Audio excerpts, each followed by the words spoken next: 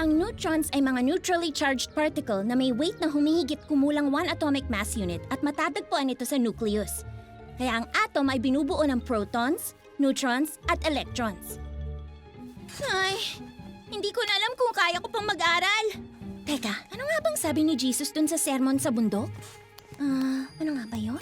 Sa Matthew 6:34, huwag alalahanin ang bukas sapagkat ang bukas ang mag-aalala sa sarili niya. Tama! Bukas nga yung test! So, kung sabi ni Jesus huwag mag-alala, hindi ko na pala kailangan mag-aral uli ngayon. C- ang grade ko? Teka, di ba sinabi rin ni Jesus na humingi ka at ikaw ay bibigyan? Pwede pong A ang grade ko, please?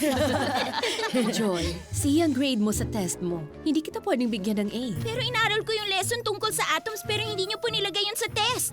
Gusto ko lang po sana na bigyan niyo ako ng makeup test. Yung tungkol sa atoms. Napag-aralan ko yung atoms. Pwede ba ako mag-makeup test? Para makapasok sa kaharian ng langit, pumasok kayo sa makipot na pintuan, sapagkat maluwag ang pintuan at malapad ang daang papunta sa kapahamakan. Mag-aaral ako mamayang gabi para sa test. Baka meron sa inyong gusto matutong isolve ang mga problem.